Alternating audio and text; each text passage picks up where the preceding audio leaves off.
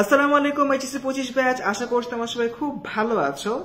শারীরিকভাবে ইনশাআল্লাহ সবাই সুস্থ আছো, কিন্তু মানসিকভাবে কে কেমন আছো একটু কমেন্টে জানাও তো। একটু ভয় থাকার কথা, কারণ তোমার test exam knocking at the door, HSC exam knocking at the door. এত কিছু যখন একসাথে নক করে, কারোরই আসলে মানসিকভাবে ভালো থাকার কথা না। তো বরাবরের মতো আজকে যখন আমি ভিডিওটা নিয়ে আসছি, তোমরা হয়তো ইতিমধ্যে ভাবতেছো যে বুঝতে পারছি পার্সেন ভাই আসছে, আবার বাংলা নিয়ে কিছু কথাবার্তা বলবে, আমরা কম পড়াশোনা করি, এটা একটু বকাঝকা করবে, তারপর চলে যাবে। বাট না, মোটেও না, আজকের ভিডিওটা এমন হতে যাচ্ছে না। বরঞ্চ আজকের ভিডিওতে আমি আমার লাইফে কিছু এক্সপিরিয়েন্স তোমাদের সাথে শেয়ার করতে যাচ্ছি। তাহলে চলো দেরি না করে শুরু করে ফেলি। ওকে, ক্লাসের মধ্যে একটা কথা বারবার বলি না, এই তোমরা ফার্স্ট ইয়ারে কিচ্ছু পড়ো নাই, এখনো অমুক জিনিস জিজ্ঞাসা করো, এখনো তমুক জিনিস জিজ্ঞাসা করো, সেকেন্ড ইয়ার অর্ধেকে কিচ্ছু পড়ো নাই, বলি না। আজকে শিক্ষক না, বরঞ্চ একজন তোমাদের বড় ভাই হিসাবে বলতে চাচ্ছি, স্বীকারও করতে যাচ্ছি, ফার্স্ট ইয়ারে আমি কিছু তেমন একটা পড়িনি। ফার্স্ট ইয়ারে আমি দেখা গেছে যে ক্লাবিং করে বেরিয়েছি, ফ্রেন্ডদের সাথে এখানে সেখানে ঘোরাফেরা করে বেরিয়েছি। তারপর হচ্ছে আমার কলেজে আদমজি ক্যান্টনমেন্ট কলেজ, সেখানে অনেক ধরনের কো কারিকুলার অ্যাক্টিভিটিস হয়, সেগুলো করে বেরিয়েছি। মানে পড়াশোনার সময় নেই, এটা বাদে সবকিছুরই সময় ছিল। বাট দেন এগেইন আমি একটা অনেক বড় রকমের ধাক্কা খাই, এবং ধাক্কাটা হচ্ছে আদমজি ক্যান্টনমেন্ট কলেজে আমার যেই ফার্স্ট ইয়ার ফাইনাল এক্সাম ছিল, সেখানে আমি একটি বিষয়ে অকৃতকার্য হই বা ফেল হই। যেহেতু একটি বিষয়ে আমি অকৃতকার্য হয়েছিলাম, তাই আমি সেকেন্ড ইয়ারে উঠতে পেরেছিলাম ঠিকই, বাট আমার ভেতরে সে ভয়টা আসলে ঢুকে যায়, আমি কি তাহলে এইচএসসিতেও খারাপ কিছু একটা করে ফেলবো। বাট আলহামদুলিল্লাহ এইচএসসিতে আমি এ প্লাস পেয়েছি, কোনো সমস্যা হয় নাই। বাট তার আগে আমি কিছু স্টেপস নিয়েছিলাম জাস্ট বিফোর মাই টেস্ট এক্সাম। তোমাদের যেহেতু টেস্ট এক্সাম দরজায় করানো আসছে, তাই আমার কাছে মনে হয় এই জিনিসটা আমাদের জানা দরকার, তাই না?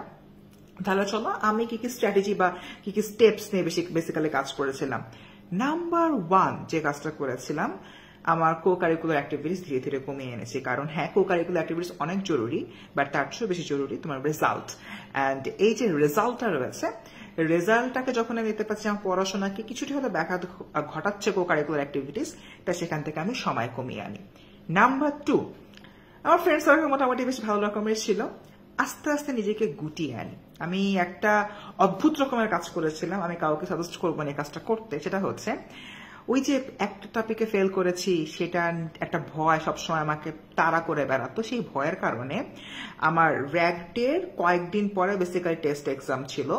সো র্যাগ ডের হচ্ছে কি যে দিনটা আমাদের হলো, ওই যে বড় একটা দিন, ওই দিনটাতে আমি কলেজ যাইনি, কলেজ না যেয়ে ওই দিনে পড়াশোনা করেছি। আমি কাউকে বলবো না এই তোমরা র্যাগ করতে যাওয়া না, তোমরা সারাদিন বসে পড়াশোনা করবে আমার মতো হবা, আমি এটা বলবো না। আমি এটা টোটালি ডিসকারেজ করি। অবভিয়াসলি র্যাগটাতে যাবো, অবভিয়াসলি এনজয় করবা, বাট তার আগে এটা এনশিওর করে নিবা যাতে করে কোনোভাবেই তোমার সময় নষ্ট না হয়, বা তুমি এক জায়গায় সময় দিতে গিয়ে তোমার পড়ার কোনো ক্ষতি না করো। আমার ওই মুহূর্তে মনে হয়েছিল যে র্যাগডেতে যে ফ্রেন্ড সার্কেলের সাথে আরো বেশি হই হুল্লোড় করে আমার ওই পার্টিকুলার টাইমটা নষ্ট হবে, তাই আমি যাইনি, তাই আমি নষ্ট করিনি। বাট এখন মাঝে মাঝে রিগ্রেট ফিল হয়, ইস র্যাগডেতে গেলে আমার টি শার্ট অনেক দাগাদাগি থাকতো, ভালো লাগতো।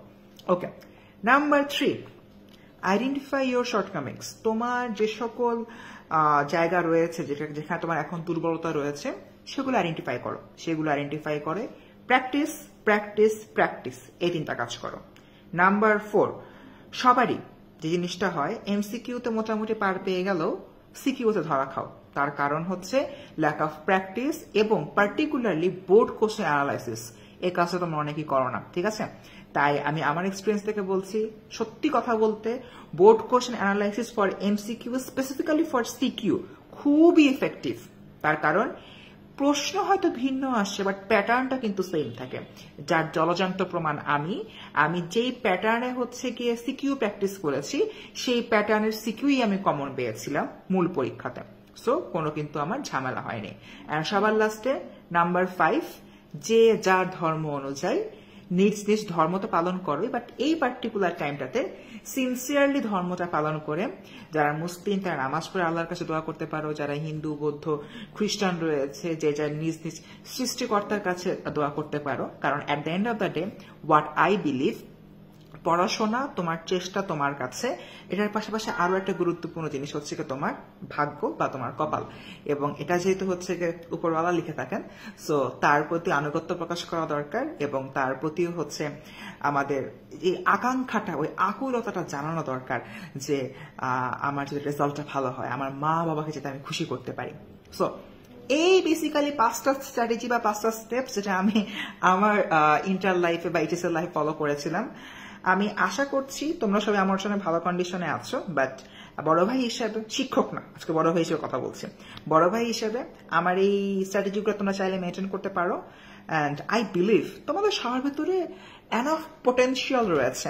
এই স্ট্র্যাটেজিগুলো ফলো করে রেগুলার যদি প্র্যাকটিস করো, সফলতা তোমাকে স্পর্শ করবে, তোমার সফলতার পেছনে দৌড়াতে হবে না।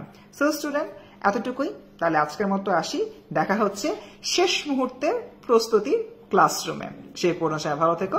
আসসালামু আলাইকুম।